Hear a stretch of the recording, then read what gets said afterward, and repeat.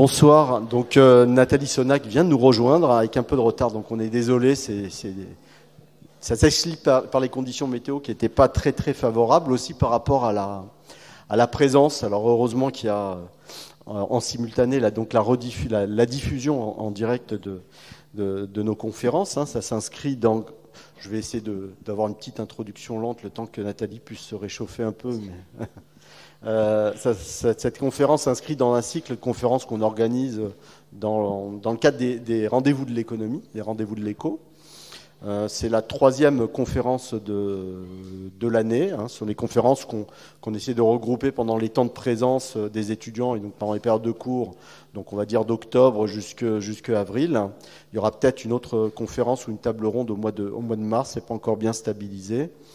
Donc voilà, donc là le sujet aujourd'hui est un sujet de très grande actualité. Ça a été toujours un sujet d'actualité depuis de nombreuses années, mais avec les évolutions politiques ou même géostratégiques, je ne sais pas quels vont être les angles de discussion de Nathalie Sonac. Ça prend quand même beaucoup d'ampleur avec des éléments on va dire d'évolution qui arrive à plusieurs éléments sur une même journée. Donc la conférence est pour titre l'information sous influence vacillement des médias traditionnels et enjeux démocratiques. Donc je te remercie Nathalie. Je sais que tu as un agenda très très chargé. Nathalie Sonac qui est professeure de sciences de l'information et de la communication à l'université Paris 2. Elle a donc un parcours académique traditionnel sur ce volet-là, mais elle a aussi beaucoup passé de temps et beaucoup investi autour de ses fonctions académiques, notamment Institut français de la presse, où elle a présidé le département d'info-communication à l'université Paris 2 Panthéon-Assas pendant plusieurs années. Nathalie a été membre du Conseil national du numérique de 2013 supérieur. National, hein, ça change assez souvent, mais c'était national 2013-2015, a été membre du collège du CSA, qui est maintenant l'ARCOM, 2015-2021, et Nathalie est encore investie dans tout un tas d'actions de présidence autour des questions des médias, et puis même plus largement, mais si tu veux en dire deux mots, je te laisserai. Donc on te remercie, tu vas donc nous parler de l'impact ou de l'influence dans le périmètre, dans le domaine des médias, du développement des plateformes numériques et du lien avec on va dire les questions politiques, la démocratie, la manière dont on envisage le lien entre la diffusion, la production des informations et ces différents outils dont les plateformes, avec une place de plus en plus importante, qui pose aussi des questions au-delà de l'information stricto sensu sur la vérifiabilité de l'information, les modalités de production, l'intervention ou le financement public des médias ou de la presse. Et donc je te laisse peut-être préciser quelques éléments sur ta présentation, et je te remercie. Merci à toi. Merci beaucoup. Bonsoir à tous. Je suis ravie d'être auprès de vous ce soir et bon, je te remercie beaucoup pour cette présentation. Je t'en prie, tu peux me laisser seule. Je peux m'asseoir aussi? Oui. Je suis effectivement professeur à l'université. Peut-être un tout petit point supplémentaire. Je suis en fait économiste de formation. C'est là que je connais Monsieur le Président. donc en sciences de l'information et de la communication. Je vous dis ça parce que cette double casquette, le fait d'avoir obtenu un doctorat en sciences économiques et puis ensuite j'ai fait mon habilitation à diriger des recherches dans sciences de l'information et de la communication, ce qui fait que j'ai une approche qui est un tout petit peu, en tout cas que je souhaite originale, mais qui conduit finalement, ou qui m'a conduit ces derniers temps, et notamment lorsque je suis sortie du Conseil supérieur de l'audiovisuel, après avoir passé 6 ans dans cette instance publique indépendante de régulation, bien finalement d'écrire un essai sur le nouveau monde des médias et l'urgence démocratique, en décortiquant les modèles économiques, et c'est ce que j'avais envie de faire, c'est-à-dire de décortiquer les modèles économiques, de décortiquer aujourd'hui le modèle économique des médias, les médias traditionnels, la presse, la télévision, la radio, qu'on connaît bien, et puis ensuite, évidemment, m'intéresser de façon très proche aux réseaux sociaux, et en décortiquant les modèles économiques des réseaux sociaux, et c'est ce que je vais voir avec vous, eh bien ça permet en fait finalement de mettre en évidence, alors il y a plein de perspectives, il y a évidemment des questions politique, il y a des enjeux géopolitiques, on entend beaucoup parler ces derniers temps, tant dans X, quand il était avec Elon Musk patron de plateforme sur les réseaux sociaux et qui a joué un rôle vraiment très important dans la campagne de Donald Trump. Et là, récemment également, encore, finalement, cette fois-ci, c'était pas le réseau X, anciennement Twitter, c'était le réseau TikTok, donc la plateforme chinoise, qui avait été, peut-être l'occasion d'en discuter ensemble, qui avait été d'ailleurs par Donald Trump, il avait sorti 2 décrets en 2020, juste avant qu'il ne soit pas réélu, donc à la fin de son premier mandat, il avait sorti 2 décrets pour que la plateforme ne puisse pas être présente sur les territoires américains. Et c'est assez intéressant de voir ce qui s'est passé ces derniers temps, puisque c'est lui qui a levé le décret d'interdiction, alors que la Cour suprême avait voté à l'unanimité la non-autorisation de la plateforme chinoise sur le territoire américain. C'est lui qui a levé cette interdiction en proposant 75 ou 90 jours supplémentaires pour finalement à la plateforme, soit de dire évidemment vous sortez du territoire américain, ou alors 50% du capital sera vendu, doit appartenir à une société américaine. Donc tout ça c'est assez intéressant et c'est ce que je voulais vous montrer ensemble ce soir, c'est finalement la fragilité économique des médias. La question que je me posais, c'est est-ce que finalement ça favorise la désinformation? Alors la question de l'information sous influence, c'est exactement la question.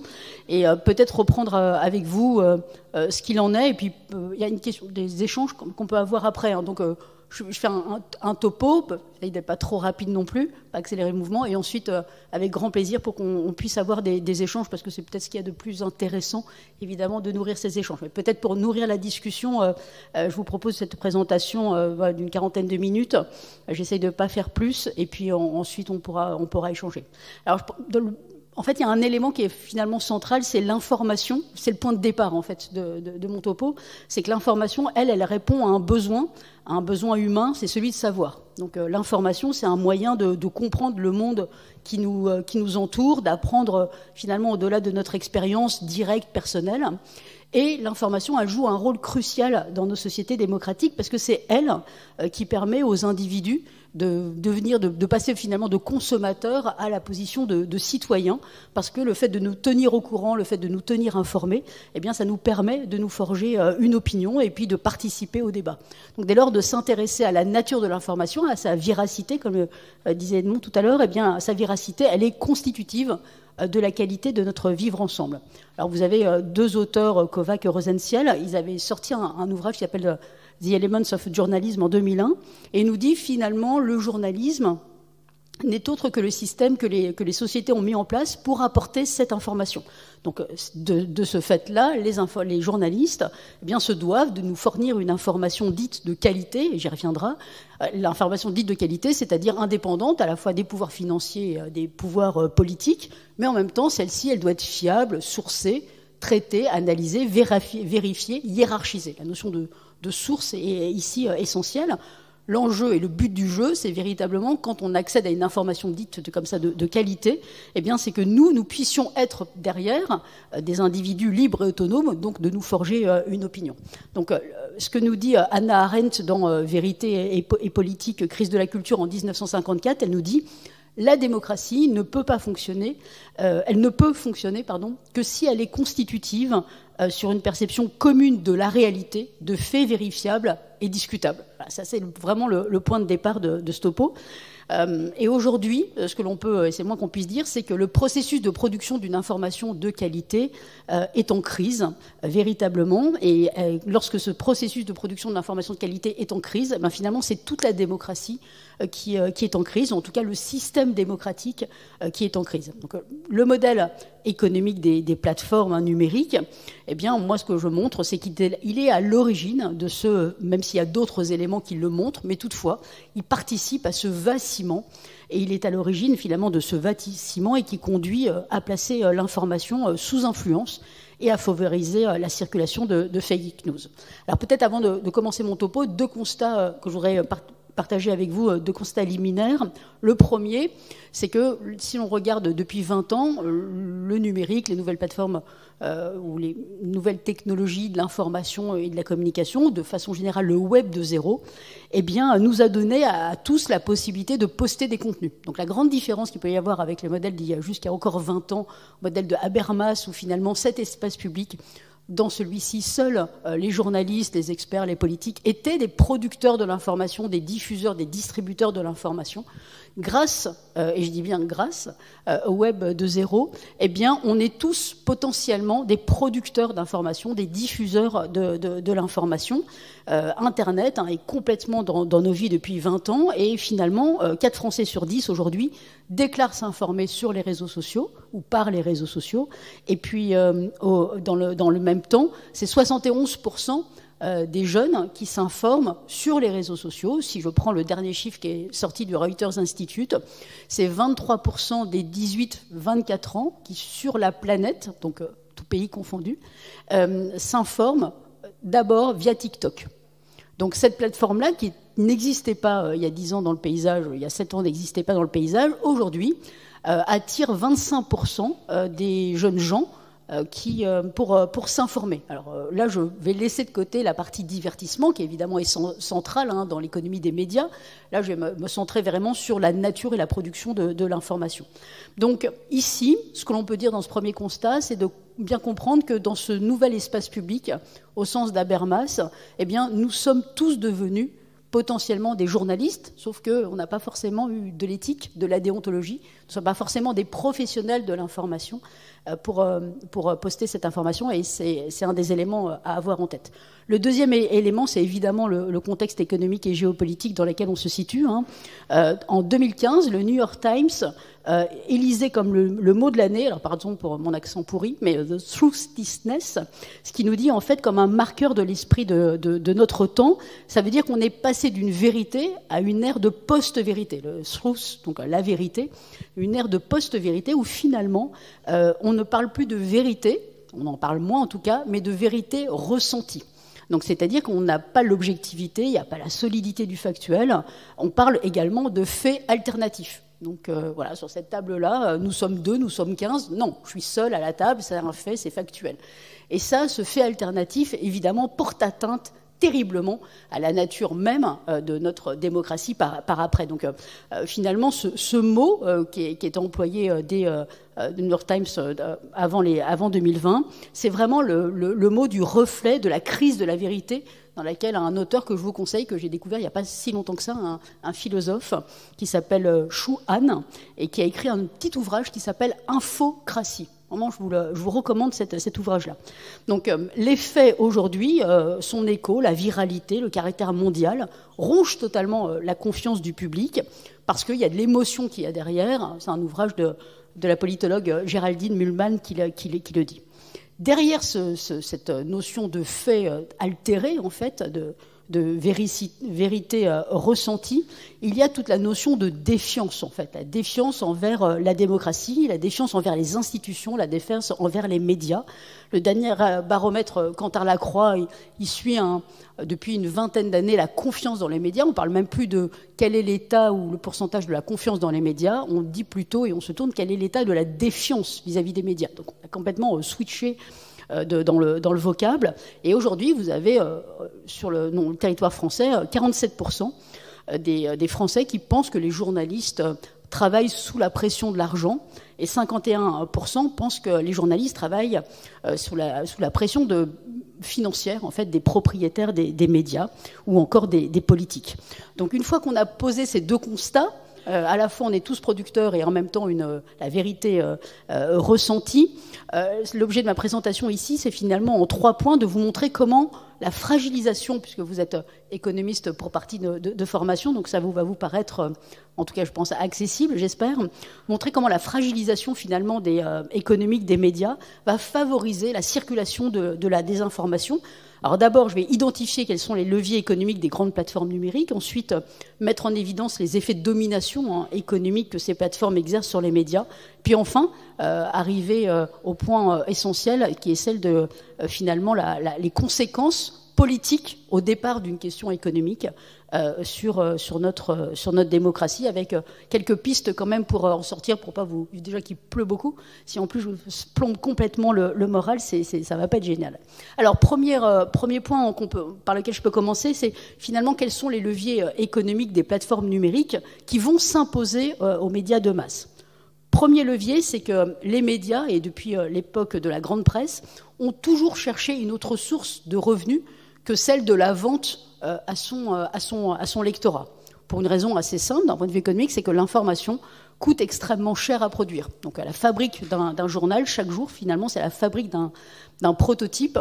Donc c'est une économie avec un coût fixe de production extrêmement élevé et avec un coût de reproduction, ça c'est son caractère un peu atypique, lui qui est peu élevé, mais avec un coût marginal qui lui est égal à zéro. Donc si je suis dans un modèle de concurrence pure et parfaite assez classique, si je tarifie au coût marginal, eh bien ça veut dire que je tarifie à zéro. Ça va être compliqué si je tarifie à zéro pour couvrir mon coût de production qui est très élevé. Comment je dois faire en fait? Eh bien très vite, dès 1836, les médias se sont tournés vers une seconde source de financement qui sont les revenus publicitaires, qui ont conduit à ce qu'au départ, de nombreux titres, comme encore aujourd'hui, vous avez Le Monde, Le Figaro, Les Échos, qui bénéficient de double recette, la vente du titre au lecteur et puis la vente aux annonceurs. Et puis, au fur et à mesure des années, on a eu, déjà c'était vrai pour la radio, puis ensuite la télévision, où on accède gratuitement. J'allume mon poste et on a 28 chaînes qui sont accessibles, par exemple sur la TNT, gratuitement. Eh bien, ces chaînes qui sont accessibles gratuitement, il y a bien quelqu'un qui paye la production de l'information.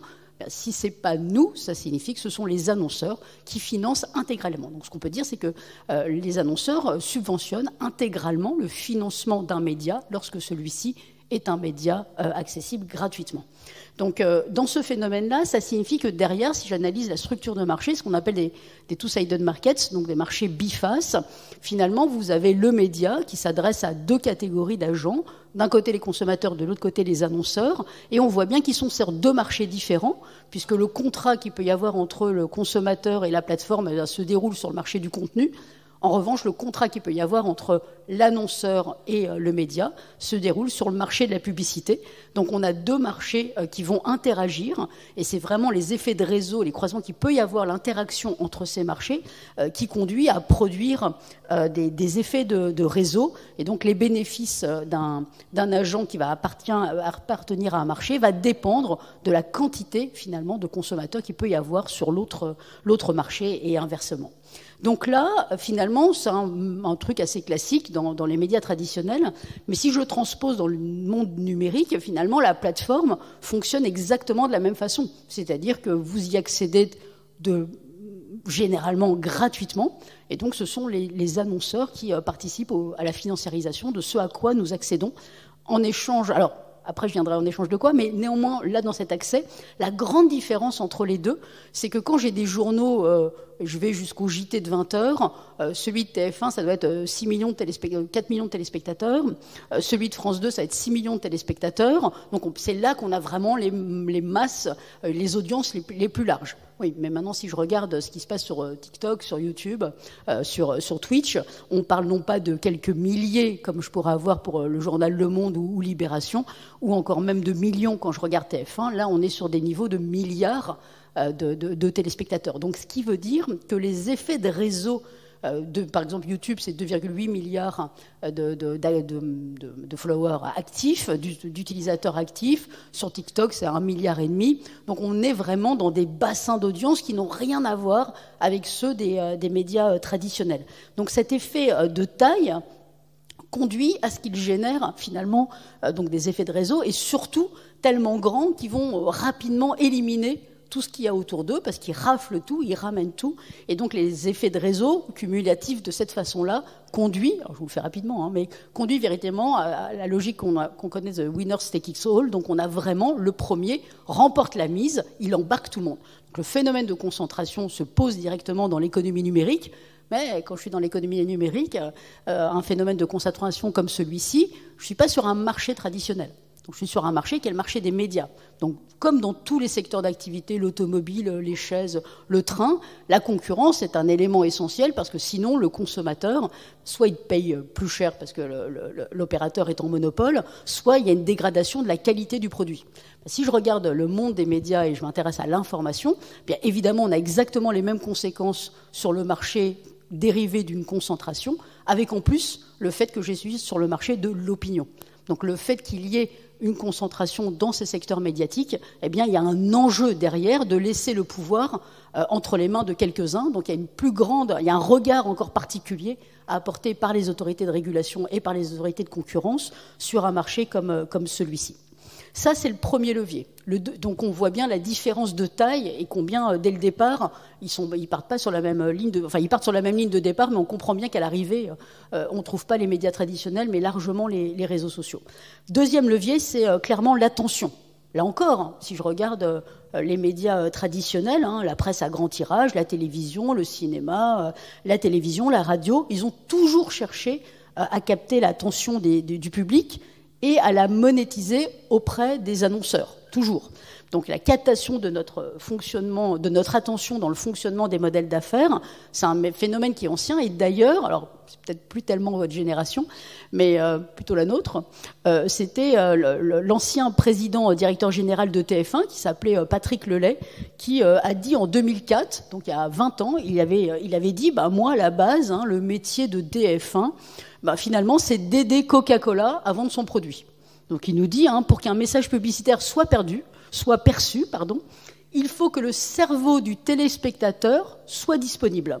C'est la vocation de nos émissions, le rendre disponible. Donc le divertir, le détendre, pour finalement le préparer entre deux messages publicitaires. Ce que nous vendons à Coca-Cola, c'est du temps de cerveau disponible.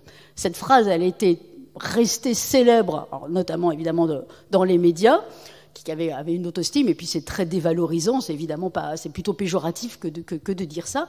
Mais finalement, qu'est-ce qu'aujourd'hui dans l'économie du numérique que le phénomène d'attention? C'est exactement ça. C'est le même principe. Donc, si on regarde chez les économistes, en 1971, que l'économiste Herbert Simon, qui était spécialiste de la psychologie cognitive, qui a fait entrer la notion d'attention dans le champ de l'économie, plus spécifiquement dans celui de l'économie comportementale et des organisations. Et c'est lui qui a posé les fondements, finalement, du renversement de paradigme, où il nous dit l'information, elle devient accessible facilement. Son coût d'accès, il demeure marginal. Et c'est la rareté n'est plus à chercher du côté de l'information, mais elle est plutôt à aller chercher du côté de l'attention qui est nécessaire pour traiter l'information. Donc en fait, on a basculé dans un monde où l'information est clairement une information en abondance, mais en revanche, ce qui n'est pas en abondance, c'est que la journée pour nous tous fait 24 heures, et donc la concurrence qui va s'exercer entre l'ensemble de ces canaux de distribution de l'information, télé, radio, cinéma, presse, et en même temps, plateformes, moteurs de recherche, applications, réseaux sociaux, blogs, etc., etc. Tous ces acteurs-là sont en concurrence directe sur sur l'information et donc sur notre attention, et donc ils font une compétition, une concurrence sur cette attention-là. Donc ce temps de cerveau disponible est finalement devenu la matière première la plus recherchée dans l'espace numérique.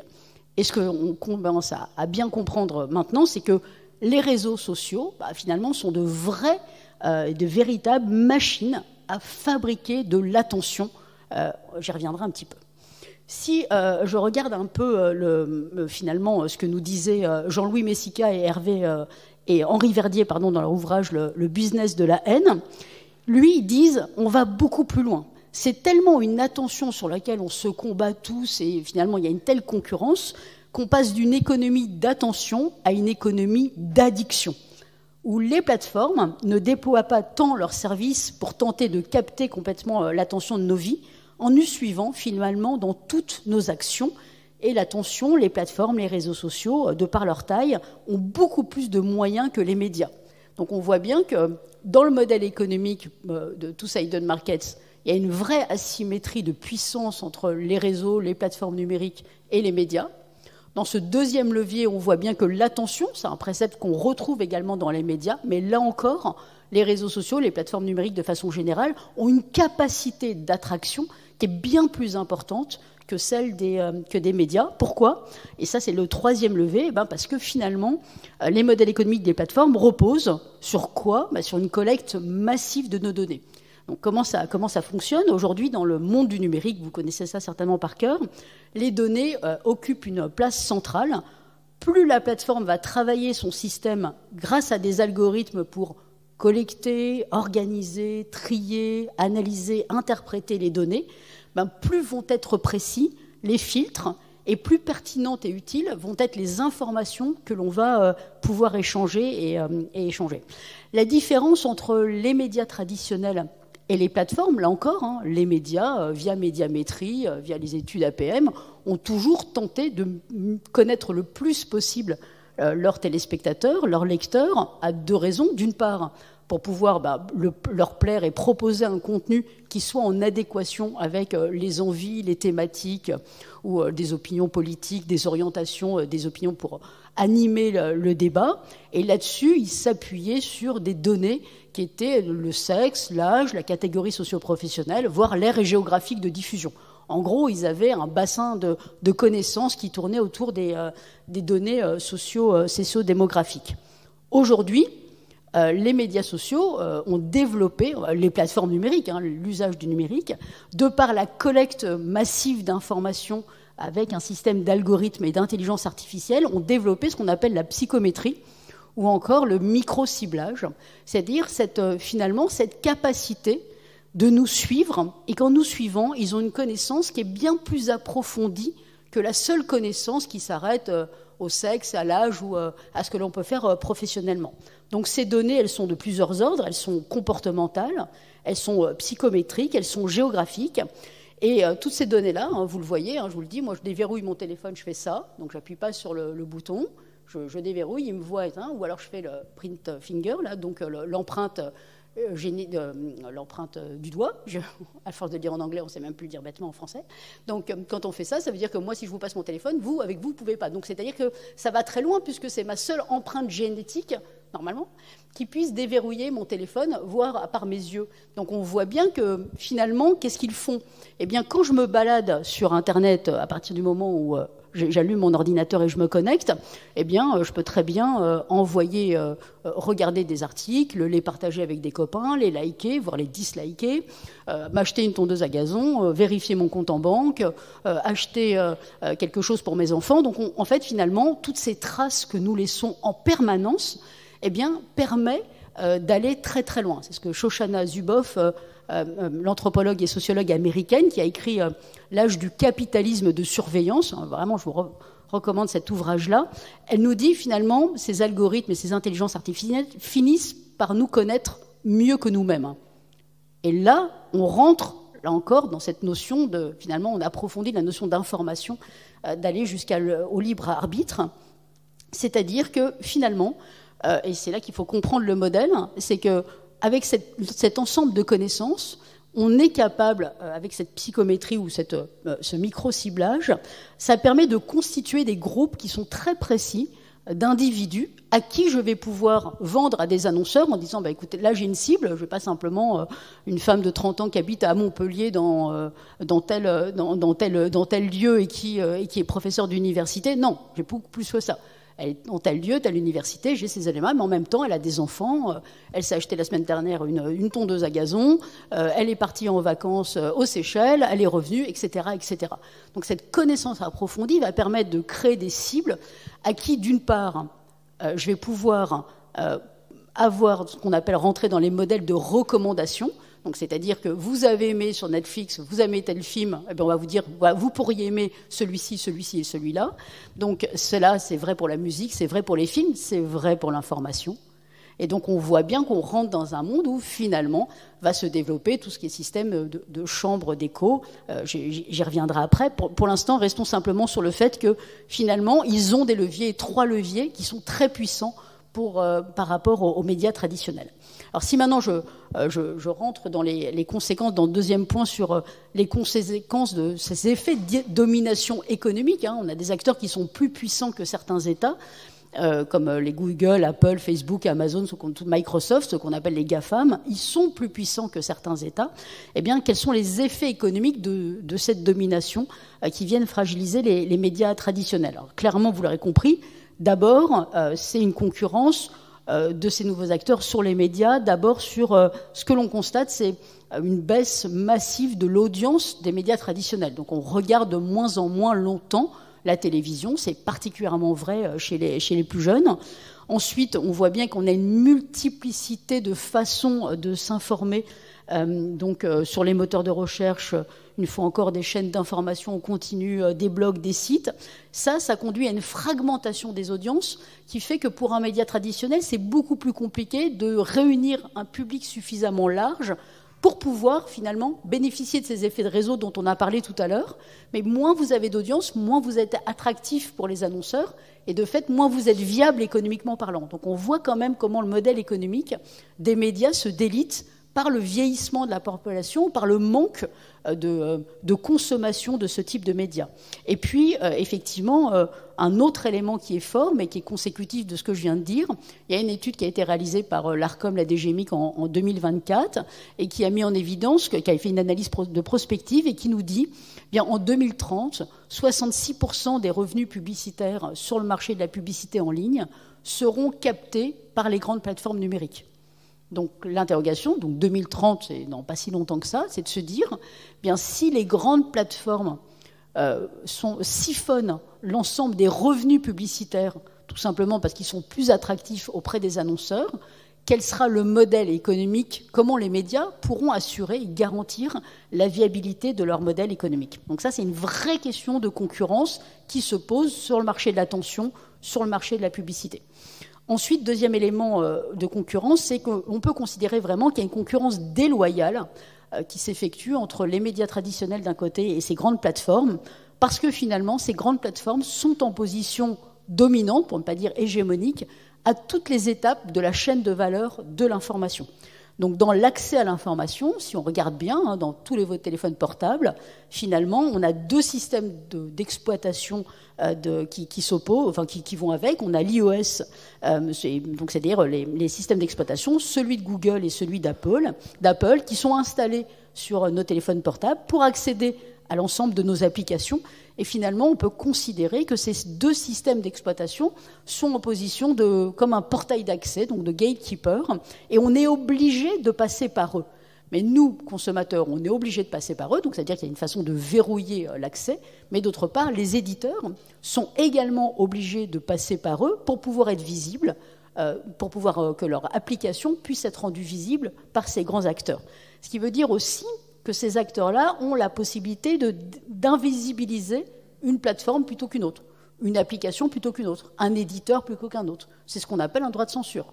Donc là, on voit que la puissance s'arroge de ces acteurs-là d'un point de vue économique, mais en même temps, ils peuvent avoir une puissance qui est supérieure comme un État à cette possibilité de dire tu as le droit et tu n'as pas le droit, alors qu'aucunement une réglementation le permettrait. Donc on voit bien que l'asymétrie qu'il peut y avoir réglementaire derrière pose un problème évidemment pour l'économie des médias. Ensuite, on a le siphonnage des ressources publicitaires. Je vous ai donné quelques chiffres, je ne veux pas vous abreuver de chiffres, mais enfin, néanmoins, les études mettent en évidence que, en gros, les intermédiaires perdent entre 40 et 75% de la valeur selon l'autorité de la concurrence et la croissance du marché de la publicité en ligne.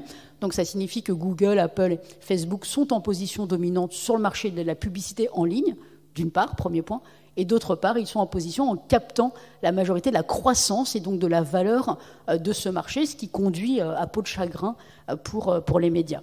Ils sont également, donc là j'étais en amont, ensuite je suis sur le système intermédiaire, ensuite quand je vais en aval de la chaîne de valeur, sur le marché de la distribution, et bien là on voit bien que ces grands acteurs qui sont en position dominante imposent leurs propres conditions de distribution, c'est-à-dire la monétisation, les commissions, les critères de distribution, et finalement qui limitent les marges de manœuvre des éditeurs, puisque on a vu avec un combat, il y a 1000 exemples à vous donner, en tout cas celui-ci c'était Epic Games, avec le jeu que vous devez connaître de Fortnite. Il y a eu un combat entre Fortnite et la plateforme, et l'une des plateformes, avec Google en l'occurrence, en disant non, vos conditions de rémunération ne sont pas valables, c'est grâce à moi et grâce à ma plateforme et tout ce que je fais à mon application que je peux gagner de l'argent, et Google prenait sa commission, ils ont décidé de sortir. Mais pour être capable de sortir, il faut être soi-même extrêmement puissant. Il y avait déjà des distributeurs, des éditeurs belges qui avaient tenté de sortir au début du moteur de recherche de Google en disant bon, on va sortir ce référencement-là. Ouais, mais seulement vous perdez 60-70% de votre trafic. Et donc, vous voyez bien que finalement, vous êtes verrouillé par ces acteurs-là et vous n'avez pas la possibilité, pas l'indépendance de sortir. Donc ces acteurs-là, ces plateformes, elles jouent un rôle central dans l'accès, dans la distribution de l'information, ce qui peut conduire à limiter notamment des points de vue. On pourra en discuter. Troisième, pour pas être trop longue non plus, troisième élément de démonstration de conséquences dont on parle énormément ces dernières semaines, c'est ce qui est mis en œuvre par les plateformes et qui va favoriser la circulation de la désinformation. Alors, les modèles de recommandation, comme j'ai pu le dire, s'appuient sur la collecte massive de données grâce à l'algorithmie et l'intelligence artificielle. Donc, cette gouvernementalité algorithmique, comme on dit, un peu technique, mais cet appareil global de collecte de données, d'IA et d'algo, eh bien, elle est manipulatoire. Donc elle est manipulatoire, elle a des biais cognitifs, parce qu'on constate que ça renforce clairement les préférences existantes des utilisateurs. Donc elles savent comment capter notre attention, elles savent également comment pousser des contenus qu'on pourrait aimer. Vous avez regardé ce film-là, vous allez aimer un autre film. Donc ça veut dire que ça ne va pas être la qualité de l'information, la qualité du film, du divertissement qui va m'intéresser, mais ils vont se servir de la séduction que ça va pouvoir provoquer. Il y a aussi Google qui va distribuer de l'information et qui va la classer sur ce qui est pertinent pour notre recherche avec tout un système de filtres qui biaise en fait la sélection des informations pour garantir et pour toujours capter notre attention. Ensuite, le troisième élément, j'en ai déjà parlé précédemment, c'est ce qu'on appelle donc la psychométrie, qui est vraiment au cœur de la recommandation, ce micro-ciblage. Bien, ce micro-ciblage, a deux vertus, si j'ose dire.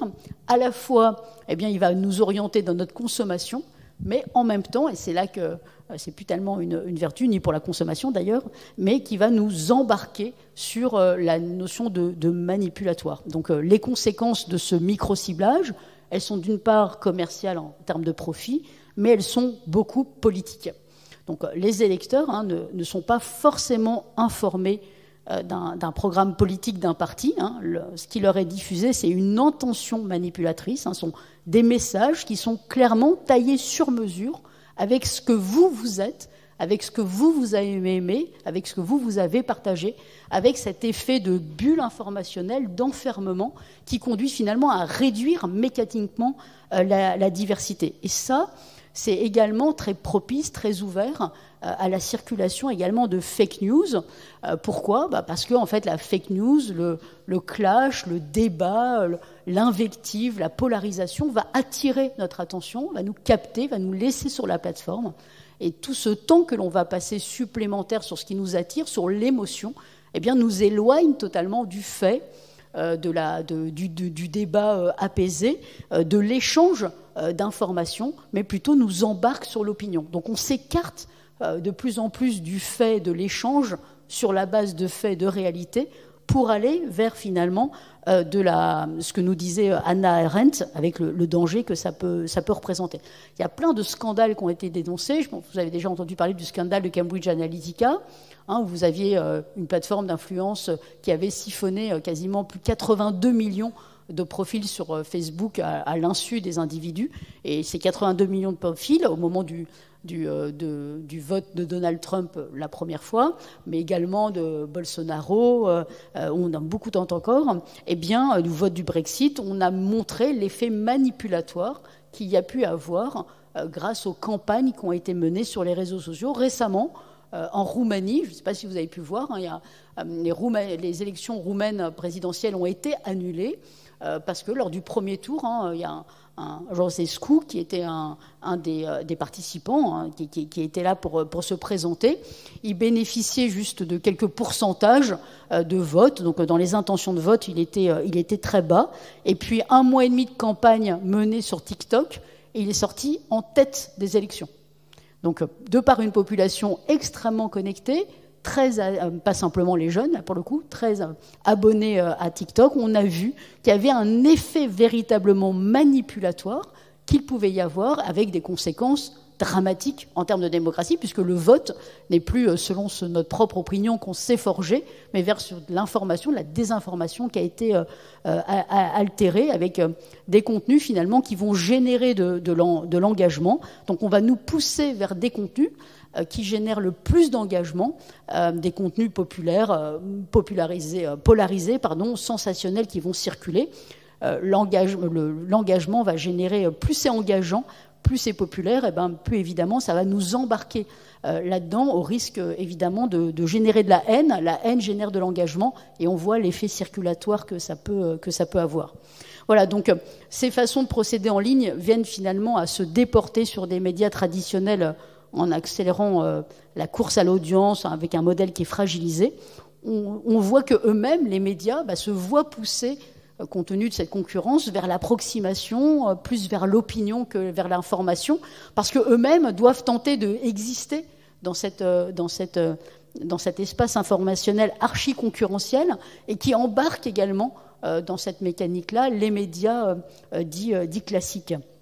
Donc les pistes de ce que tout à l'heure j'évoquais le philosophe japonais, ça me vient, mais il est allemand mais d'origine coréenne, donc il n'est pas japonais, mais d'origine coréenne, mais cet allemand nous dit, dans l'ouvrage Infocratie, le tsunami de l'information s'est emparé du domaine politique. Donc on voit que finalement on a basculé dans ce nouveau monde des médias où l'époque de la vérité nous dit il est manifestement révolu. On est dans un régime d'information qui refoule le régime de vérité.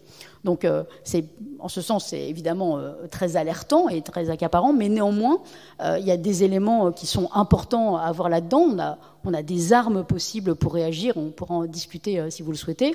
D'une part, il y a la réglementation, c'est-à-dire cette asymétrie que je dénonçais tout à l'heure. Il y a remède, il y a moyen à faire jouer et à faire appliquer nos lois aussi. Donc au niveau européen, il y a le Digital Services Act qui a été justement voté il y a 6 mois par l'ensemble des États membres de l'Union européenne pour créer justement, pour responsabiliser tous ces géants du numérique et ces plateformes, donc les obliger à prendre des moyens techniques, humains, justement, de lutter contre les fake news, de lutter contre la manipulation de l'information. On voit bien que la première chose que Zuckerberg a fait, c'est de dire top, j'arrête le fact-checking. On voit bien qu'on est dans ces éléments, dans ce moment-là, mais en tout cas la loi et tous ensemble sur le marché européen de l'information est importante. Et puis un autre point, c'est l'éducation aux médias, à l'information, effectivement sur laquelle je travaille beaucoup, tenter justement d'initier les plus jeunes, mais également l'ensemble la parentalité numérique, comme on dit, c'est-à-dire pas simplement les petits, de savoir comment ça fonctionne, savoir comment l'importance d'une ressource, l'importance du traitement de l'information et comment faire. Hein.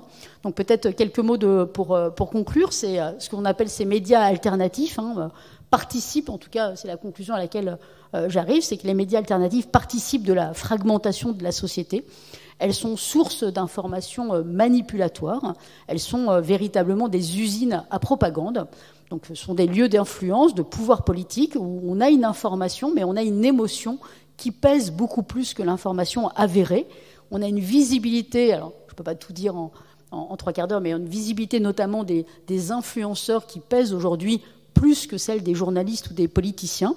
Donc on voit bien que nos démocraties sont en danger, que l'urgence est réelle et que clairement les médias sociaux doivent impérativement être plus et mieux encadrés et d'appliquer la loi avec fermeté pour défendre justement nos valeurs démocratiques et universalistes. Voilà, merci beaucoup.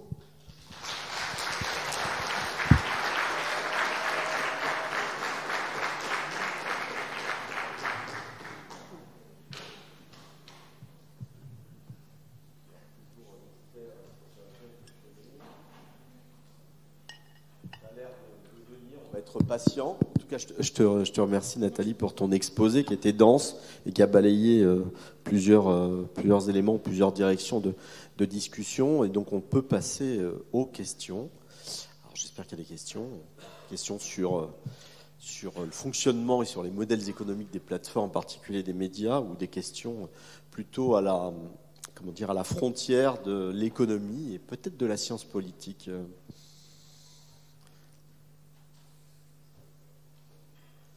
Alors, première question. Merci de lancer le débat. Bonsoir, merci pour ce panorama. Moi, j'ai une question sur les perspectives, les solutions. Vous en avez proposé 2 rapidement à la fin, qui sont la réglementation et l'éducation. Mais j'ai l'impression que c'est un peu,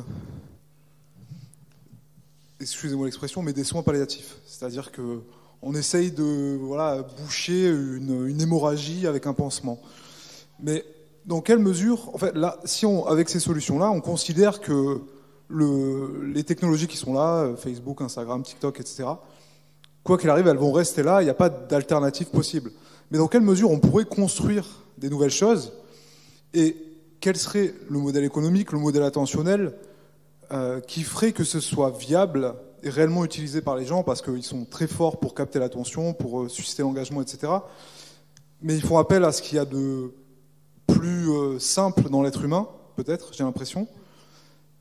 Mais on est plus que ça. Et on a aujourd'hui des technologies qui sont de plus en plus développées et qui peuvent faire appel à autre chose en nous. Et dans ce contexte-là, qu'est-ce qu'on peut faire en fait? Voilà, c'est un peu ça ma question. Merci beaucoup. Vous avez raison. En fait, finalement, moi, mes propos que je tiens ce soir ou que depuis plusieurs semaines maintenant, c'est réveillez-vous, réveillons-nous. C'est-à-dire déjà ayons conscience de ça, comment ça fonctionne, comment ça dysfonctionne et quelles en sont les conséquences. Donc ça, c'est un premier point. Ensuite, quand même, c'est pas simplement un petit pansement, même si ça peut apparaître comme tel, et je suis d'accord avec vous, mais c'est pas complètement juste. C'est-à-dire que le fait d'avoir voté un règlement, qui est donc le Digital Service Act, le DSA, où tous ensemble, les États membres se sont réunis et finalement ont considéré quelles étaient les valeurs démocratiques, quelles étaient les valeurs culturelles, quelle était notre souveraineté et quelles sont les conditions pour que ça existe. Aujourd'hui, on a un fort débat entre le modèle américain, finalement, et le modèle européen. Le modèle européen, on considère que la liberté, et c'est ce qu'on a toujours considéré jusqu'à présent en démocratie, c'est que la liberté ne peut exister s'il n'y a pas, finalement, de limite à cette liberté-là. La loi de 1881 pour la presse interdit la diffamation, l'homophobie, l'invective homosexuelle, homophobe ou raciste, antisémite. Donc la diffamation est interdite. Donc on a une liberté d'expression dans un cadre. Celle-ci, elle s'exerce dans un cadre. Et on a considéré qu'il fallait protéger cet espace public, justement par cette liberté encadrée des concitoyens. C'est vrai en 1881 pour la presse, qui perdure aujourd'hui. C'est vrai pour la loi de 1986, qui garantit la liberté de communication, d'abord sur les médias audiovisuels, donc radio et télévision, et puis ensuite ça s'est prorogé et prolongé en ligne, puisque le SCSA, comme vous le savez, est devenu l'ARCOM en 2022, et donc qui intègre dans son espace, dans son escarcelle, si j'ose dire, les plateformes de partage de vidéos ou les réseaux sociaux. Donc on a une action où on peut finalement poser. Je vous donne un exemple. Il y a ce qu'on appelle la directive des services de médias audiovisuels. C'est une directive qui a élargi donc le champ de compétences des régulateurs européens pour les embarquer dans les régulations nationales. Nous, dans nos régulations nationales, les chaînes de télévision, elles signent, C8, CNews, avec les difficultés qu'on a entendues récemment, TF1 signe des conventions avec l'ARCOM pour s'entendre sur les conditions d'exercice de leur chaîne de télévision. En l'occurrence, les conditions d'exercice pour les plateformes, c'est plus compliqué, c'est plus large, elles sont mondiales. Mais en attendant, dans cette manière-là, dans ces conventions, les chaînes de télévision doivent fixer 3,1% de leur chiffre d'affaires par au CNC pour financer le cinéma. Alors, c'est une organisation qu'on a mis en place, assez complexe, de chronologie des médias, où l'ensemble des chaînes de télévision participent au financement de la création audiovisuelle et cinématographique. Eh bien, on a embarqué les plateformes. Donc Netflix verse 25% de son chiffre d'affaires national. Il en est la même chose pour Disney+, pour Amazon Prime. Donc on voit bien qu'on est capable, avec ces acteurs-là, de leur imposer des règles dans notre espace géographique. La problématique, c'est pour l'instant, on ne parvient pas, ou on n'était pas encore parvenu, avant la DSA, finalement, à les embarquer, à les obliger. Donc là, je parle plus des réseaux sociaux. Et là, dernièrement, vous avez bien vu que depuis quelques semaines, et depuis l'arrivée de Donald Trump, là, ils disent, mais attendez, de toute façon, on retire les fact-checking, on retire la modération, vive le free speech. Donc le free speech, c'est le premier amendement, je dis ce que je veux. Oui, peut-être, mais ce n'est pas notre règle à nous. Donc on voit bien que sur la notion derrière de liberté d'information, finalement, on n'y met pas les mêmes mots. Mais ça veut dire aussi qu'on n'y met pas les mêmes valeurs. C'est-à-dire aussi et ça, c'est un vrai problème, parce que jusqu'à présent, on a toujours vécu avec nos amis américains. C'est nos amis américains. Donc, mais là, ce qu'on constate, c'est qu'on a quand même un modèle américain, avec un espace géographique américain.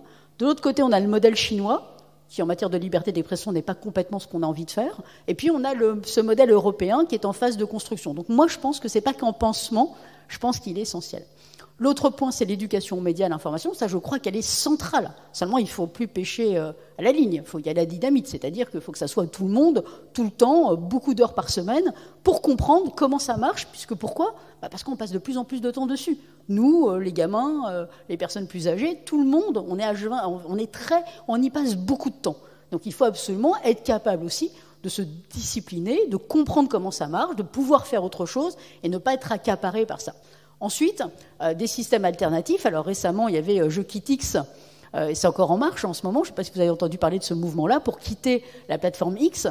Je ne sais pas, par exemple, est-ce que c'est pour vous une possibilité alternative ? Moi, ça me pose question. C'est-à-dire qu'à la fois, je comprends parfaitement et je me dis, mais ce qui se passe est monstrueux, c'est de la violence, c'est vraiment tout ce qu'il y a de laid, et ça va chercher ce qu'il y a de plus laid chez l'être humain, donc c'est facile. Et là, je partage complètement votre point de vue, mais en même temps, pourquoi on ne fait pas appliquer la règle ? Sur l'autoroute, si j'arrive à 150, non, je me fais allumer. Si au feu rouge, je ne m'arrête pas, on s'est bien entendu pour ces règles-là.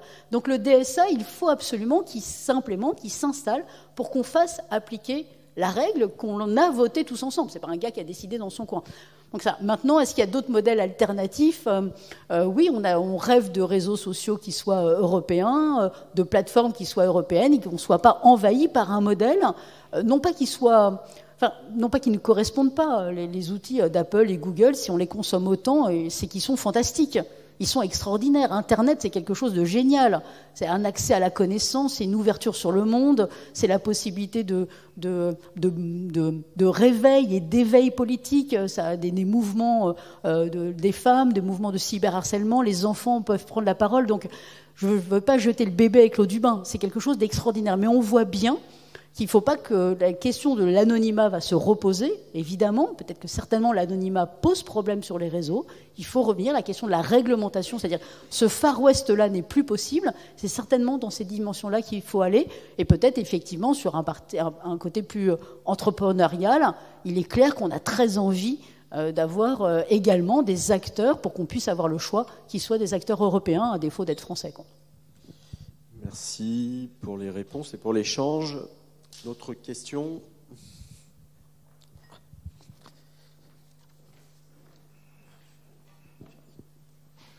Déjà, bonsoir, merci beaucoup pour votre intervention. J'avais une question. Pensez-vous qu'avec la rétention de l'attention de plus en plus forte de la part des réseaux sociaux ou autres, ainsi que l'augmentation factuelle et logique des fake news avec ça, cela peut avoir un impact sur la productivité des individus, donc que ça soit dans leur travail, dans leurs études ou leur vie personnelle. Merci. Merci de votre question. Oui, malheureusement, il y a des études qui le mettent en évidence, qui disent que finalement, le fait d'être en permanence avec des alertes qui nous viennent comme ça, qui nous attirent, nous fait perdre en productivité et nous fatigue. Le danger d'ailleurs de cette multiplicité d'informations en permanence, on parle aujourd'hui d'infobésité, on parle également de fatigue informationnelle. Il y a 30-35% des Français qui aujourd'hui se disent fatigués de cette information parce qu'ils n'arrivent pas, un peu, parce que ça rejoint votre camarade, à se prémunir, à se préserver. Donc oui, il y a une altération de notre productivité, mais il y a également une altération finalement mentale, psychologique, de fatigue, et qui est très dangereuse sur le plan démocratique, parce que si je décide de me couper de l'information, je prends le cas extrême, mais c'est le cas extrême d'un tiers de la population aujourd'hui qui décide de dire évidemment, j'ai une fatigue informationnelle, j'en ai marre, j'ai envie de me protéger, ce qui s'entend. J'ai envie de ne pas être en permanence sous alerte, en fait, en système d'alerte. Je vois bien qu'il y a une addiction comme on utilise le terme de drogue, réelle, d'addiction, où je ne suis pas capable de décrocher, eh bien, ça conduit des gens à se couper pour se protéger, mais en même temps, on en revient à la question du départ, c'est-à-dire quel est l'intérêt de cette problématique? C'est une question démocratique. Si on n'a plus accès à l'information, si je ne me tourne plus vers l'autre, si je n'échange plus avec l'autre, je ne sais pas ce qui se passe dans mon environnement, dans mon entourage, on voit bien la conséquence que ça peut avoir. Il y a eu un rapport qui s'appelle le rapport Stigler qui a été fait en 2019 aux États-Unis pour mesurer, évaluer l'impact du numérique dans tous les secteurs d'activité. Moi, je me suis penchée sur ce qu'ils avaient fait, évidemment, sur les médias. Et ce rapport est extrêmement intéressant. Il montre en fait que depuis l'arrivée de l'Internet dans les foyers américains, mais on retrouve la même chose en Europe, en Italie, en Allemagne, en Angleterre, en France. Depuis l'arrivée du numérique et de nouvelles technologies de l'information, eh bien finalement, les gens consomment de moins en moins de médias dits traditionnels, notamment de presse quotidienne régionale. Aux États-Unis, il y a 3200 titres qui sont morts, qui ont disparu en l'espace de 15 ans de presse quotidienne régionale, de presse quotidienne locale. Et donc vous avez un canton sur deux qui n'a plus de presse. Et quand il a gardé son titre de presse, il est passé en fait du quotidien à la semaine, donc à l'hebdomadaire. Donc cette réduction d'accès à l'information conduit à une moins grande connaissance de la chose publique. Et également, il constate qu'il y a un moins grand intérêt pour la chose publique. Et la conséquence du moins grand intérêt de la chose publique, bien, c'est de ne plus aller voter. Donc c'était bien le rôle des médias au départ. Pourquoi moi je me suis intéressée, comme beaucoup d'autres, mais à cette économie des médias, c'est que les médias, de fait, sont des vecteurs de démocratie. Et donc c'est eux qui nous lient, et cet accès à l'information, et la fabrique et ce processus de production d'une information de qualité, qui nous conduit, dans le meilleur des mondes, à être un citoyen éclairé. C'était bien l'idée des Lumières, en fait. Plus vous savez, plus vous connaissez, ça ne vous rend pas forcément plus heureux, mais en attendant, ça vous permet d'avoir une meilleure connaissance et donc finalement d'être un individu éclairé qui va pouvoir voter en connaissance de cause pour telle ou telle opinion qui vous ressemble le plus, ou pour le pays ou pour la politique que vous souhaiterez, le sens vers lequel ça va. Et ces nouvelles technologies, qui une fois encore sont formidables, le revers de cette médaille-là, le pendant que l'on observe aujourd'hui, c'est que ça allait tellement vite et tellement loin, et les transformations sont tellement profondes qu'on voit bien qu'il faut absolument se mobiliser, se réveiller, parce que ça altère, et notamment la productivité. Merci. On a encore du temps pour des questions. Okay. Derrière toi, juste derrière toi. Hop là. Me voilà. Bonsoir. Alors, vous parliez tout à l'heure d'asymétrie réglementaire par rapport, du coup, aux gatekeepers iOS et Android. Est-ce qu'il y a des législations en place aux États-Unis, peut-être pas non plus comparables au DMA, mais est-ce qu'il y a quelque chose qui les empêche d'exclure, du coup, des applications de leur magasin? S'il n'y a pas de législation aux États-Unis, est-ce que vous avez des exemples d'applications qui ont été censurées? S'il y a une législation, pourquoi vous parlez de droit de censure? Est-ce que vous ne pensez pas que ce terme serait plus adapté pour les réseaux sociaux qui, eux, ont la possibilité de modérer les opinions qui ne s'alignent pas avec leurs valeurs? Merci. Merci beaucoup à vous. Alors, sur la symétrie réglementaire, le cas que je vous donnais, c'était celui de Epic Games, donc qui lui était donc ce jeu Fortnite, donc la maison mère du jeu Fortnite, qui avait un deal avec Google et Apple pour pouvoir installer leur application, et les deux GAFAM récupéraient une commission équivalente à 30%. Et lui a dit c'est beaucoup trop. Epic Games n'était pas d'accord, en disant je suis absolument pas d'accord de cette commission-là. Ils sont allés devant les tribunaux américains, et en l'occurrence, 3 ou 4 ans après, Epic Games a gagné avec l'obligation de la plateforme Google de le distribuer. Donc on voit qu'en tout cas, la réglementation s'en est emparée. Moi, où je pensais à l'asymétrie qui était forte, c'était notamment entre les chaînes de télévision, par exemple, et YouTube. L'exemple que je peux donner, c'est qu'il n'y a encore pas si longtemps ça, la patronne de YouTube dit finalement, on est des concurrents directs d'une chaîne de télévision. Ouais, mais les patrons de chaînes de télévision, ils râlent un peu parce que, effectivement, en termes d'attention et de recettes publicitaires, ça c'est clair que ce sont des concurrents directs. Mais dans le même temps, ils n'ont absolument pas les obligations des chaînes de télévision. Donc l'obligation notamment pour les chaînes d'investir dans la production audiovisuelle et cinématographique, l'obligation d'un respect du temps de parole pendant des émissions politiques ou des émissions qui concourent à l'information, l'obligation d'avoir une représentativité d'égalité, ou en tout cas de tendre le plus fort possible vers l'égalité femmes-hommes, la protection des jeunes publics. Vous avez des petits slogans, bien bouger, bien manger. Bon, bah, c'était pour notre santé et également physique. Donc on voit bien qu'au fur et à mesure, d'ailleurs, l'ARCOM a des missions sociétales dans son escarcelle, mais qui aujourd'hui alourdissent terriblement, et même si elles sont légitimes, elles s'entendent, mais alourdissent terriblement la marge de manœuvre des chaînes de télévision qui, elles, font face à des acteurs dont la réglementation est extrêmement light. Pour dire en fait aussi, je vais m'installer à l'étranger, je vais m'installer en Irlande pour pouvoir... donc on voit bien, pour bypasser cette réglementation-là. Donc on voit bien cette difficulté-là. L'autre point que vous parliez de modération et de censure, on a tenté, donc dans le DSA, alors je crois que c'est plus le DSA que le DMA, mais il me semble, dans le Digital Service Act, c'est la responsabilisation des plateformes vise à l'obligation de moyens, et notamment de lutter contre les contenus illicites et de lutter contre la désinformation. Donc l'obligation de moyens, de mettre en place des moyens de lutte contre la désinformation. Moyens techniques, comme la modération des contenus, techniques et humains. Cette modération des contenus, on voit bien que Facebook très peu joue le jeu. Très très peu. Facebook, Google, Apple, ils jouent très très peu le jeu. Et la première chose qu'a faite Mark Zuckerberg, c'est de dire on arrête ça, on va faire juste le community notes. Donc c'est-à-dire en fait finalement vous voyez une information et vous individuellement ou moins individuellement, je vais pouvoir dire bah c'est pas complètement vrai, va voir la ressource, etc.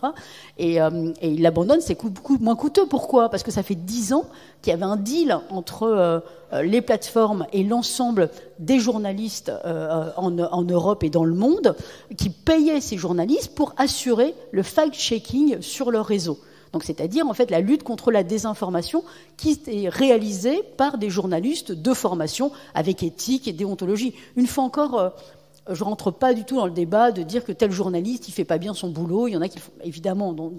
Mais ce que l'on constate, c'est qu'entre des professionnels de l'information et des amateurs, évidemment, un amateur peut être très percutant, mais très vif, etc. Mais néanmoins, ce n'est pas son job. Donc, ils avaient passé un deal avec les journalistes du monde entier pour pouvoir, et l'AFP notamment, pour pouvoir, en échange de rémunération, eh bien, que ces journalistes professionnels participent à la modération, pas la modération, à le fact-checking sur leur plateforme. Et la première chose qu'il a faite, c'est de dire, bon, il y en a ras-le-bol, ça c'est de la censure. Donc, on voit bien que la notion de free speech, aujourd'hui, est postée aux États-Unis depuis l'arrivée de Donald Trump, certainement quelques mois avant, mais en tout cas comme un étendard, finalement en se disant business, et les conséquences délétères qu'il peut y avoir, comme il y a pu avoir sur WhatsApp avec des enfants qui étaient complètement en addiction, avec des circulations de contenu qui portent atteinte à l'équilibre psychique des plus jeunes, eh bien il en a fait fi, il n'en a rien à faire, et parce que en fait, voilà, au nom de la liberté, chacun fait ce qu'il veut. Bon, c'est pas la conception que l'on a en Europe, mais on a du mal finalement à imposer dans la mesure où à imposer nos normes dans la mesure où ces plateformes-là, on n'a pas su non plus faire émerger des plateformes européennes, et donc nous-mêmes on est utilisateurs tous de ces outils qui sont américains ou chinois, mais qui ne sont pas européens. Donc c'est également leur modèle qui nous est imposé, mais nous on n'a pas su construire le nôtre. Donc à nous de nous réveiller pour également prendre conscience de comment les leurs fonctionnent, comment on doit les consommer modérément, et comment on doit aussi nous pousser pour construire nos propres plateformes aussi, pour répondre à ça, tout simplement à le besoin qu'on a tous d'un moteur de recherche, d'applications qui soient ergonomiques, qui donnent envie, sur lesquelles on s'amuse et sur lesquelles on s'informe correctement. Autre question? Ah oui, alors je vais... ce sera plus simple par là. Je vous donnerai le... Bonjour. On voit depuis tout à l'heure que vous êtes très critique quant au rôle des réseaux sociaux sur la pensée des populations. Vous avez donné notamment l'exemple des élections géorgiennes en appuyant l'idée d'un endoctrinement en quelque sorte par les réseaux sociaux, en l'occurrence TikTok. Néanmoins, au regard du refus de la Cour constitutionnelle géorgienne d'invalider les élections le 3 décembre 2024, donc en approuvant la méthode d'information, au regard aussi des avertissements donnés par l'ARCOM à CNews pour problème de pluralisme et d'unilatéralisme des opinions, en regard enfin de l'éviction par le groupe Bolloré de Jean-Baptiste Rivoire, anciennement rédacteur en chef de Spécial Investigation sur Canal+, est-ce qu'on peut vraiment dire que les médias traditionnels font moins preuve de manipulation que les réseaux sociaux? Et est-ce que cette manipulation-là, elle n'est pas seulement plus ancrée dans l'acceptation dirigeante? Merci beaucoup. Alors, merci beaucoup pour votre question, qui est très pertinente. Alors, c'était géorgienne ou roumaine? Roumaine. Oui, pardon, d'accord, ok. Non, c'est moi, j'avais eu peur de dire une bêtise. Roumaine. Je dirais que c'est pas complètement pour ne pas dire pas du tout du même acabit. Si j'en prends, je regarde CNews et ce qui s'est passé, c'est-à-dire que si on fait un tout petit peu l'histoire, c'est Reporters sans frontières et son président, donc son secrétaire général Christophe Deloire, décédé malheureusement. Christophe Deloire avait attaqué par le biais de Reporters sans frontières l'ARCOM, en se tournant vers l'ARCOM en disant vous ne faites absolument pas appliquer la loi. Il s'avère que le pluralisme et la diversité des opinions ne sont plus accessibles sur CNews et que donc vous êtes dans l'interdiction puisqu'il y a une interdiction. La loi garantit qu'il y a un équilibre des représentations politiques et ce n'est pas assuré sur la chaîne. Donc il s'est tourné vers l'ARCOM qui a dit mais si j'applique la loi, et donc il se retourne vers le Conseil d'État et le Conseil d'État a regardé le cas. Et c'est après 4 ou 5 mois, c'est tourné, enfin quelques semaines et puis ensuite quelques mois pour l'ARCOM pour réagir en disant, ben voilà, l'ARCOM, est-ce que vous devez, vous, autorité de régulation, repenser finalement, en tout cas élargir le concept même de pluralisme. Mais si j'en viens un tout petit peu en arrière encore, si vous voulez, il faut regarder la concentration. Qu'est-ce que ça dit? Le système de concentration et pluralisme. La liberté, le pluralisme des idées, la liberté des opinions, ça doit être garanti en télévision et en presse. Or, les lois ne sont pas les mêmes. Pourquoi? Parce qu'en presse, ce que l'on fait, c'est qu'on oblige au niveau de la distribution, notamment dans les kiosques ou quels que soient les lieux où on achète de la presse, que tous les titres soient distribués dans les mêmes conditions. Donc à chaque fois que vous allez, je pense que vous n'y alliez plus, mais à l'époque où vous auriez pu y aller, vous alliez dans un kiosque, vous achetez Le Figaro, Valeurs Actuelles, Libé, La Croix, Le Monde, c'est-à-dire des titres qui sont également des journaux et des journaux d'opinion. Pourquoi? Parce que pour nous garantir cette liberté, cette diversité, on veut s'assurer que quel que soit le propriétaire qu'il y a derrière, quel que soit le poids économique qu'il représente, un éditeur égale une voix, et quel que soit le lieu géographique, en Corse, à Paris, à Montpellier, vous trouvez le titre de presse en question.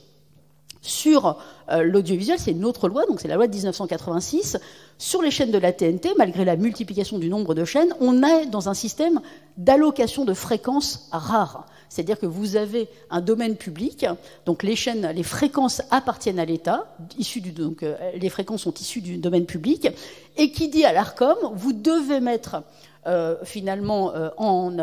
ces chaînes, les mettre en appel pour que les gens puissent postuler à cette chaîne de télévision. Mais comme il y a une rareté des fréquences, vous ne pouvez pas finalement nous garantir que quand vous allez attribuer une chaîne à quelqu'un, que lui va nous dire je suis de droite, je vous dis n'importe quoi, qu'il y ait une autre chaîne, un autre éditeur qui effectivement va être de gauche. On n'est pas capable, en fait, dans une rareté des fréquences avec 28 chaînes, de garantir ex ante, donc avant, que les chaînes vont pouvoir représenter cette diversité d'opinions. Donc qu'est-ce qu'on parle? On ne dit plus c'est du pluralisme externe, on dit alors c'est du pluralisme interne.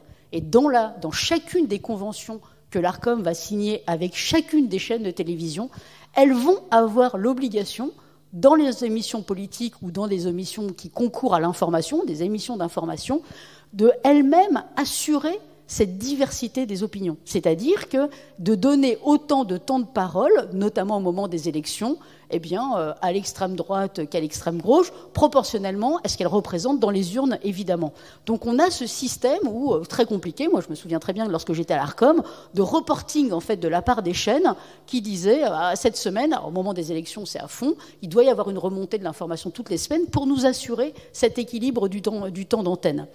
Donc lorsque finalement la guerre économique s'est livrée entre les chaînes d'information, On s'est aperçu au fur et à mesure que iTélé, il a basculé dans l'escarcelle de Vincent Bolloré lorsque ça a été donc racheté par ce propriétaire, et que peu à peu, la chaîne d'information tendait à devenir une chaîne d'opinion. C'est clair. Par les thématiques qu'elles étaient traitées, par la non-garantie de ce pluralisme et de cette diversité d'opinions, finalement, l'ARCOM n'a pas réussi à maintenir ce qu'on appelle le pluralisme. Et donc, pourquoi il arrivait ? Il disait que les moyens ne suffisaient pas. Donc en fait, le Conseil d'État a obligé une relecture de la part de l'ARCOM pour pouvoir finalement élargir le principe de pluralisme de l'opinion et de cette diversité des opinions. Et donc là, CNews, en l'occurrence, a signé une nouvelle convention et va devoir partir sur de nouvelles bases sous couvert de se faire rattraper par la patrouille si ça ne se passe pas comme ça. Lorsque maintenant je bascule sur le TikTok, ça pourrait être X ou sur TikTok, le modèle n'est pas du tout la même chose. Là, en l'occurrence, l'algorithmie, c'est ce que j'essaie de vous montrer, le processus algorithmique informationnel, il est indépendamment de ce que vous faites. C'est-à-dire que j'allume mon téléphone et je fais par exemple une recherche sur Google. Vous faites une recherche, ou sur TikTok, j'utilise le moteur de recherche, je fais une recherche. Vous faites la même recherche que moi, le même mot. On ne va pas retrouver la même information. Donc là, on voit bien qu'on a un problème. Il y a déjà un problème de source, et puis ensuite, il y a vraiment un problème qui conduit à ce que nous gardions notre attention et qu'en fonction de ce que nous aimons, eh bien, on va nous proposer tout le temps la même chose. C'est ça la stratégie, en fait, de la bulle informationnelle ou des chambres d'écho, c'est-à-dire qu'on va nous pousser de la vidéo qui correspond à ce qu'on aime. Et l'algorithme de TikTok est particulièrement efficace, il est plus efficace que celui de Facebook, où finalement il nous conduit, alors déjà, pas de par les vidéos, mais très rapidement à nous connaître.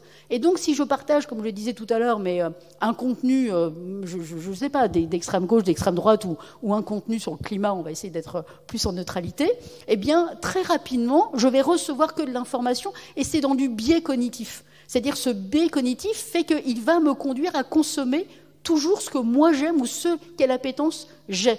Et donc, de par l'émotion que ça va susciter, donc on voit bien pour les élections du Roumain, Gerosescu, je crois qu'il s'appelait comme ça, eh bien, j'ai lu pas mal de papiers qui ont été écrits sur lui. Eh bien, vous le voyez, à cheval, en natation, il est beau, il est grand, il est fort. On est sur un registre de l'émotion, on n'est pas sur un registre, finalement, de politique. Qu'est-ce qu'il construit, qu'est-ce qu'il veut, où est-ce qu'il va. Je ne veux pas le simplifier, hein, je ne veux pas caricaturer. Mais en attendant, c'est bien ça qui se fait. Donc, on est sur de la vidéo à la seconde, on est plus là-dessus. Il y a un autre point peut-être pour élargir encore et compléter, et qui finalement ne contredit pas, mais qui amène à réfléchir néanmoins, et moi-même à me remettre en question en permanence, et à garder un esprit critique, c'est ce qui s'est passé pour les élections américaines aux États-Unis. Donc par exemple, vous avez un garçon, je ne sais pas si vous en avez entendu parler, qui s'appelle Joe Rogan, c'est un influenceur américain. Donc lui, c'est lui qui a interviewé le futur président Donald Reagan des États-Unis. Donc Reagan a parfaitement compris comment fonctionnait Donald Trump, a parfaitement compris comment fonctionnaient les réseaux sociaux. Et d'ailleurs, il l'a dit. C'est des raisons pour lesquelles il bâche pas, il baniche pas, comme il dit, il bannit pas donc en français TikTok, parce que ça a bien marché pour lui. Et là, également, pourquoi il n'a pas fait campagne, une association avec le Washington Post ou même avec la Fox, qui est quand même une chaîne conservatrice et qui est dans son camp? Maintenant, en fait, il le fait avec un influenceur, parce que Joe Rogan, cet influenceur-là, il est suivi par 50 millions d'individus. 50 millions d'individus. C'est quasiment l'État français.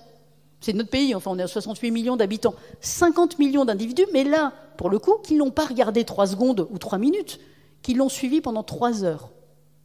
Donc c'est sur un podcast, c'est suivi pendant 3 heures. Donc je ne veux pas être manichéenne ou surtout ne méconnaître non plus le fonctionnement des réseaux sociaux. Ce n'est pas simplement pour des jeunes débilisants avec le cerveau lavé. Pas du tout, pas du tout.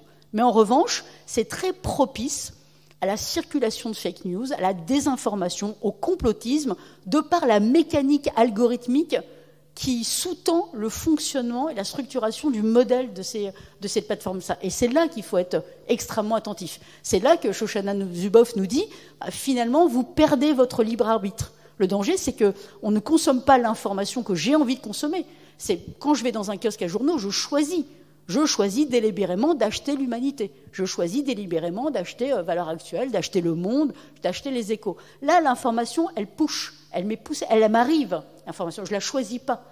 Et donc là, il y a un vrai biais, et ce biais-là appuie évidemment sur les biais cognitifs, ce que disait monsieur tout à l'heure, finalement, vers le sensationnalisme, vers la facilité, et avec les dangers que ça procure, jusqu'à arrêter le vote en se disant c'est pas possible. Quelqu'un ne peut pas sortir des urnes avec 23%, un mois et demi, il était à peine à 2 ou 3% ou à 9% dans les urnes, dans les intentions de vote.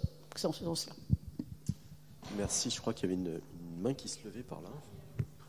C'est bon ? Alors il y a peut-être d'autres questions.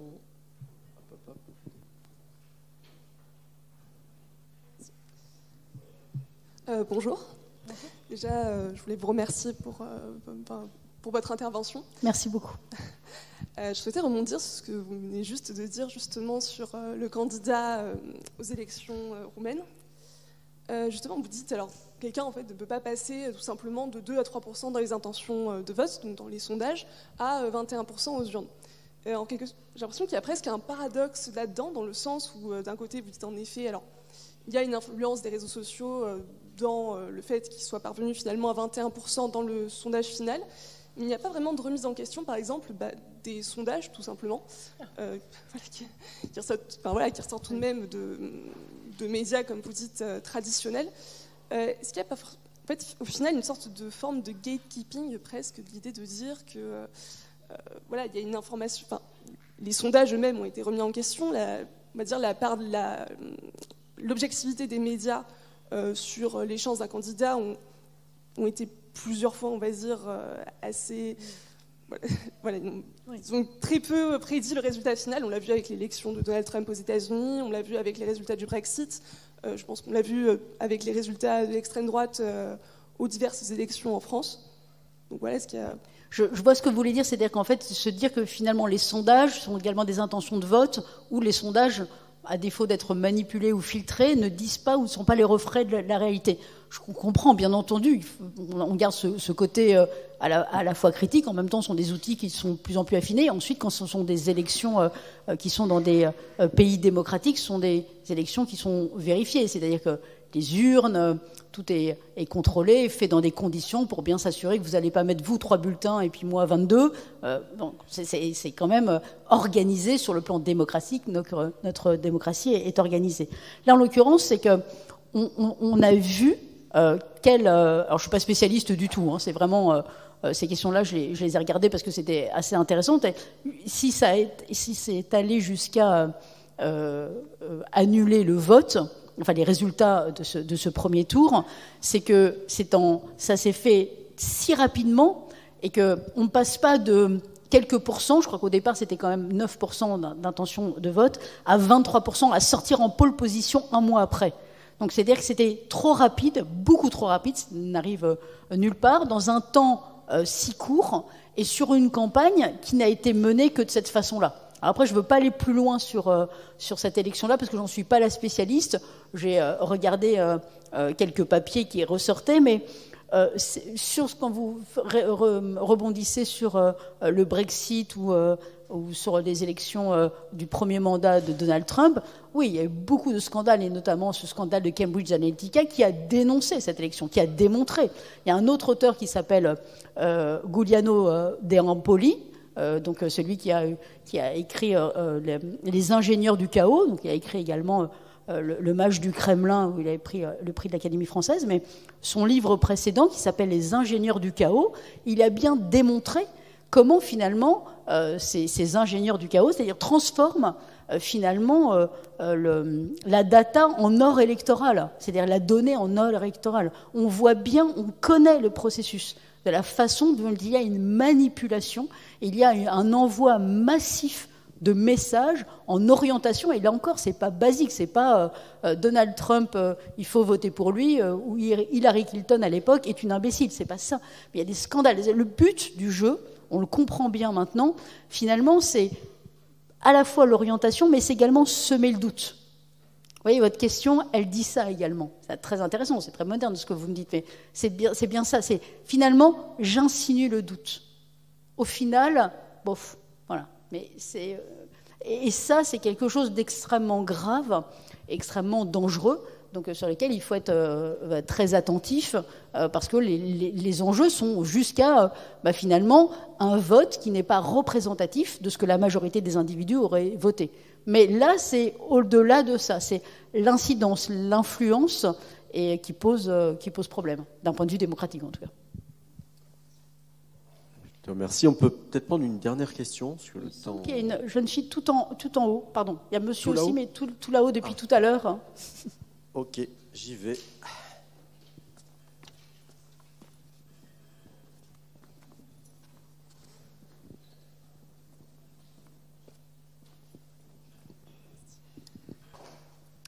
Bonsoir, merci. Ma question, elle fait un petit peu écho à l'intervention d'une personne qui venait juste avant la dernière question qu'on a eue, donc sur la place des médias traditionnels dans l'information.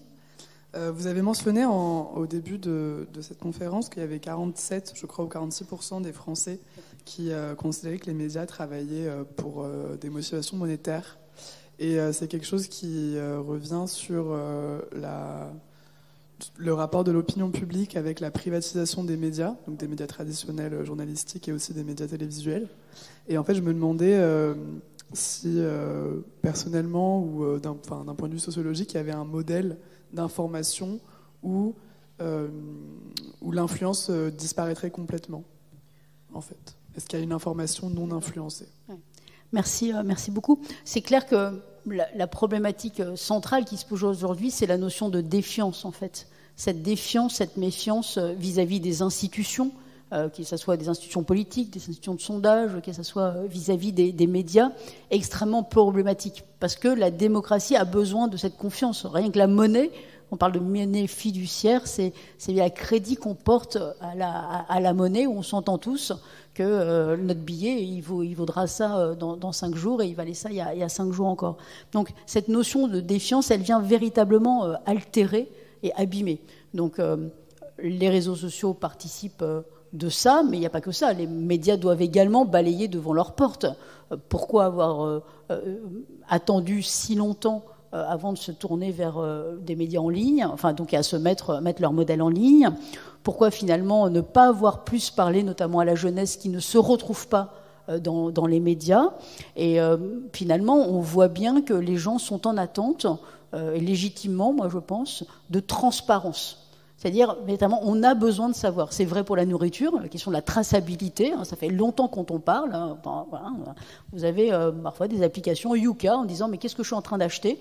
C'est ce que ça veut dire, en fait. Pour l'information, c'est un peu ce que les gens demandent aujourd'hui. C'est-à-dire, quelle est la traçabilité? C'est-à-dire bien connaître, finalement, mais qui me parle, d'où ça me parle, et quelle légitimité la personne peut avoir.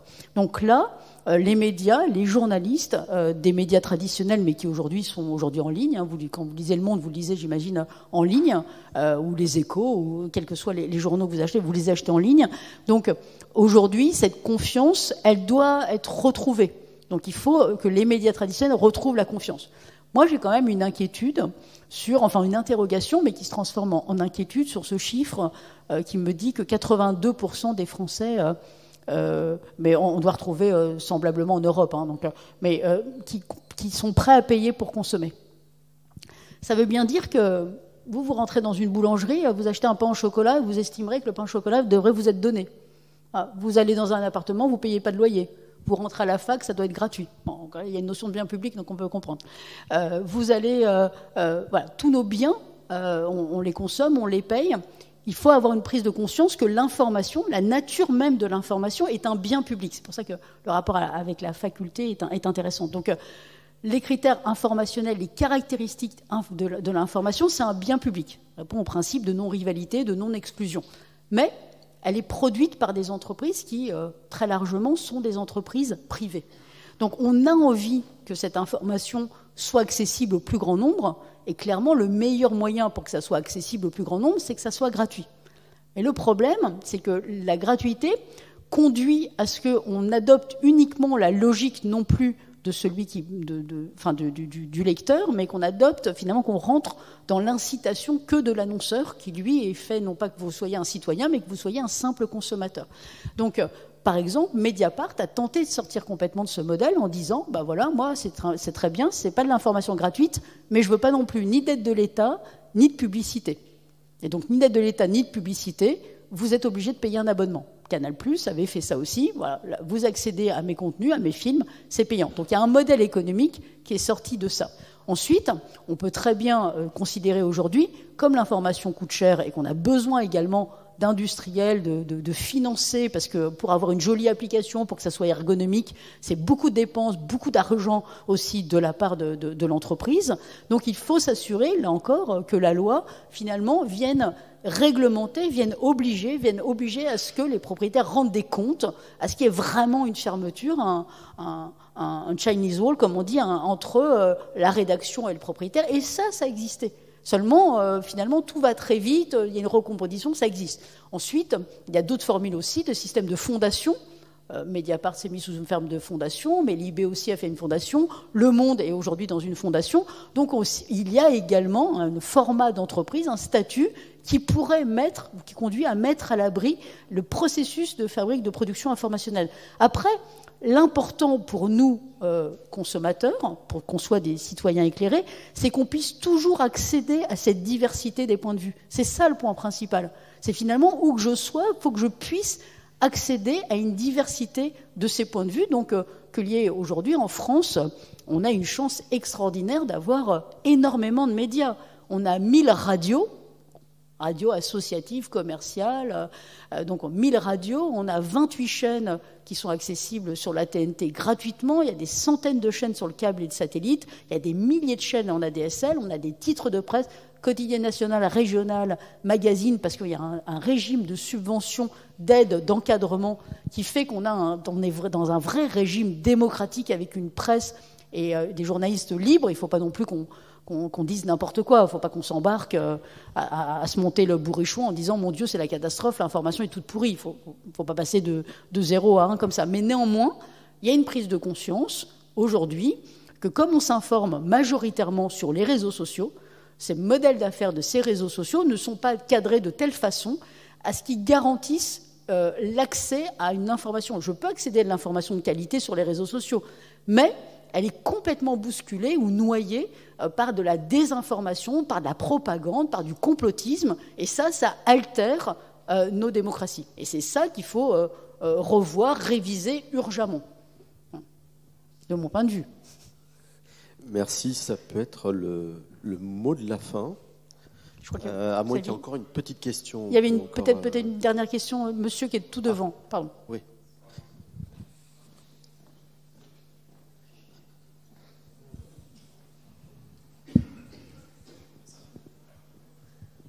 Merci beaucoup pour votre intervention. J'avais une question moi, sur la réglementation et en fait un peu pour briser peut-être le cercle vicieux, on va dire. Dans quelle mesure il peut y avoir une réglementation ou peut-être plus de transparence en tout cas de ce qu'achètent les annonceurs et de ce que peuvent acheter les annonceurs dans les réseaux sociaux, voir ce que éventuellement les réseaux sociaux peuvent être rémunérés et comment. Je dis réglementation ou transparence parce que bon, à la télé il y a eu cet épisode de mettre fin à la publicité à certains horaires, voilà. Donc il y a en fait des possibilités de réglementation sur la publicité, on peut imaginer, et voire même de contrôle peut-être des utilisateurs sur la publicité. Avant il y avait bloqueurs de pub qui étaient assez efficaces, maintenant c'est devenu assez compliqué.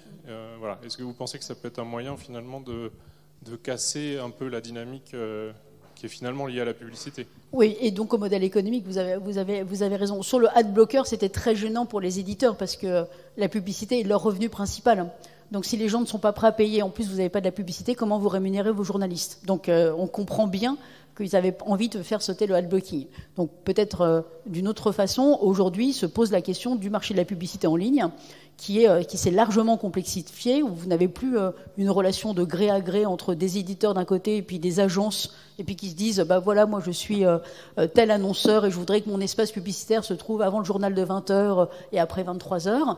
Il y a une véritable opacité sur le marché de la publicité en ligne, déjà parce que il y a une couche algorithmique technique qui est très compliquée, qui vient intermédier le système, et on n'est plus dans du gré à gré, mais on est dans des plateformes d'échange entre des ad suppliers d'un côté et des ad demandes de l'autre, et donc cette allocation se fait par un système d'enchères automatique réactualisé toutes les secondes, et qui fait que, là encore, nos amis Google, Apple en sont propriétaires, évidemment, ils sont en position dominante, et donc ils ont la main sur ce système technique. Et les annonceurs ont râlé, et notamment aux États-Unis, il y a eu ce qu'on appelle le mouvement des supply giants, qui ont dit, des sleeping giants, pardon, qui ont dit, en fait c'est une fille qui un jour se retrouve regarder sur Internet, chercher quelque chose, et a vu une publicité d'un annonceur sur un site qui était complotiste en l'occurrence. Et donc là, elle s'est dit, mais qu'est-ce que c'est, mais comment est-ce possible? Donc elle téléphone à l'annonceur, elle travaille dans le monde de la publicité. Et là, en fait, il y a tout un mouvement qui a été généré aux États-Unis de ces Sleeping Giants en disant, mais attendez, c'est hallucinant finalement, on achète de l'espace publicitaire et on ne sait pas où il se retrouve. Donc là, beaucoup d'annonceurs maintenant, et puis ensuite les plateformes, ont obligé un petit peu de nettoyer tout ça en disant moi j'achète un espace publicitaire, mais j'aimerais bien savoir sur quel site il se retrouve. Donc là, ça est en train de se mettre en place.